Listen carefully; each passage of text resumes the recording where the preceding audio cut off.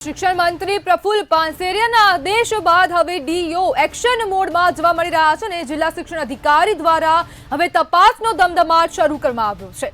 તો શિક્ષણ મંત્રી પ્રફુલ્લ પાનસેરિયાએ જે મંતવ્ય ન્યૂઝનું સ્ટિંગ ઓપરેશન છે તેને લઈને હવે તપાસના આદેશ આપ્યા છે અને જે બાદ જે જિલ્લા શિક્ષણ અધિકારી છે તેમને એક્શન મોડમાં જોવા મળી રહ્યા છે। આખરે અમદાવાદ જે જિલ્લા શિક્ષણ અધિકારી છે તેમની ઊંઘ ઉડી ગઈ છે।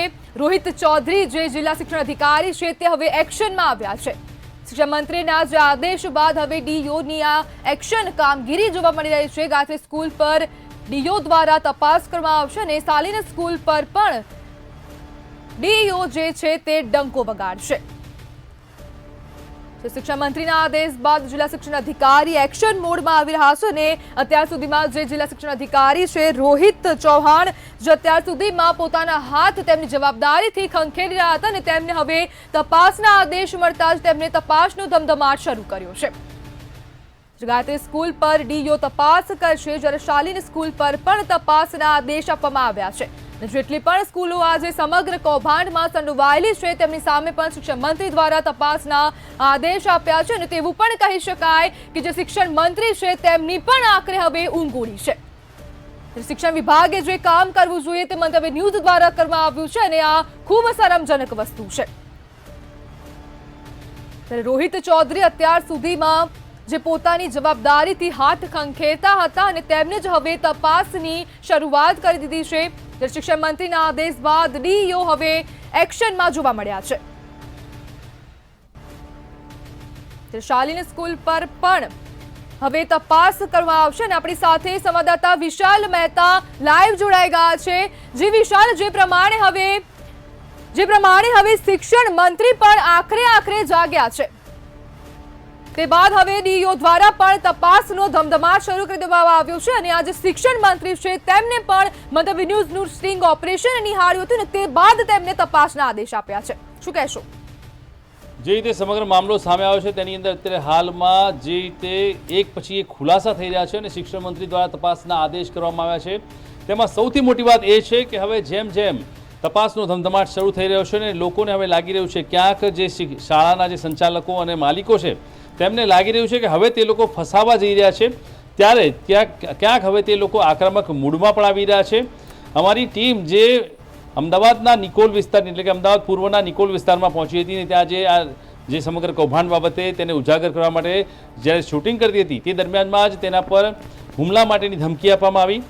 ગાયત્રી સ્કૂલ કે જે ખોડિયારનગરમાં આવેલી છે ગાયત્રી વિદ્યા વિહાર તેના સંચાલકો અને સ્ટાફે ભેગા થઈ અને તેમના પર હુમલો કરવાની કોશિશ કરી। અમારી જે સહયોગી મહિલા છે સુમન ઠાકોર તેને ધમકી આપવામાં આવી કે જો ત્યાંથી તે નહીં જાય તો તેને મારવામાં આવશે અને આ તમામ બાબતોને લઈને અત્યારે હાલમાં ક્યાંક ને ક્યાંક કડક કાર્યવાહીની ચોક્કસી જરૂર છે। ના માત્ર શિક્ષણ વિભાગ અને શિક્ષણ મંત્રી પરંતુ હવે આ સમગ્ર કૌભાંડની અંદર પોલીસની પણ દરમિયાનગીરી થાય તેવી શક્યતા હવે વધી ગઈ છે કારણ કે જે રીતે હવે આ કૌભાંડ કરતા શાળાના સંચાલકો માલિકો અને શિક્ષણ ઇન્સ્ટિટ્યૂટના જે લોકો છે તે છાકટા થયા છે અને બેફામ પૈસા લઈ રહ્યા છે। ત્યાં ક્યાંક હવે આ તંત્ર દ્વારા જે કૌભાંડો છતા થયા છે અને મંતવ્ય ન્યૂઝ હવે જે તેમના કૌભાંડોને ઉજાગર કરી રહ્યું છે ત્યારે હવે તેમની જે આ હરકતો છે તે હરકતો બહાર આવી રહી છે ને એટલા માટે જ હવે આ સમગ્ર પ્રકરણની અંદર પોલીસની પણ દરમિયાનગીરી થશે અને તેમની સામે કડક કેસની કાર્યવાહી થાય તેવી શક્યતા હવે વર્તાઈ રહી છે। મહત્વપૂર્ણ છે કે જો આ પ્રકારે જ વર્તન રહ્યું તો ચોક્કસથી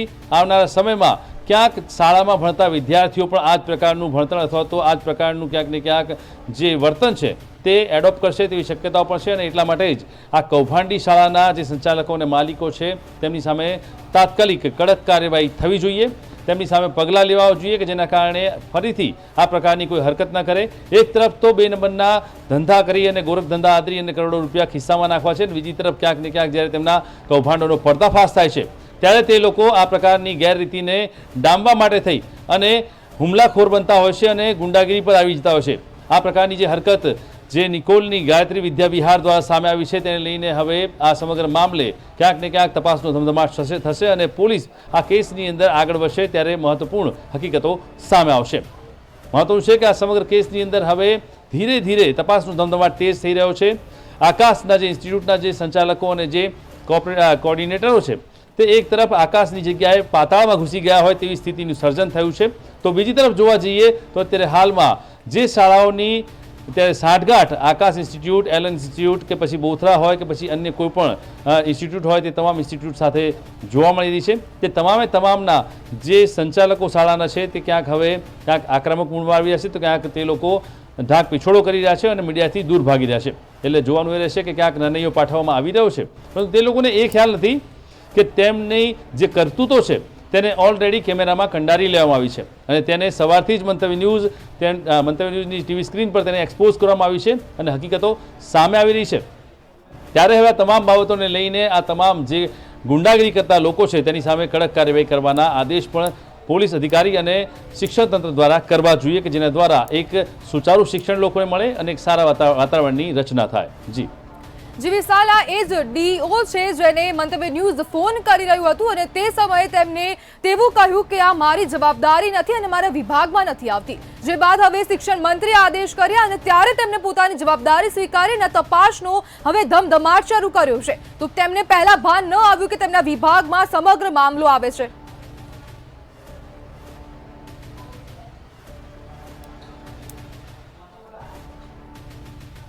જી વિશાલ, જી વિશાલ, જી વિશાલ, જે એ જ ડીઓ છે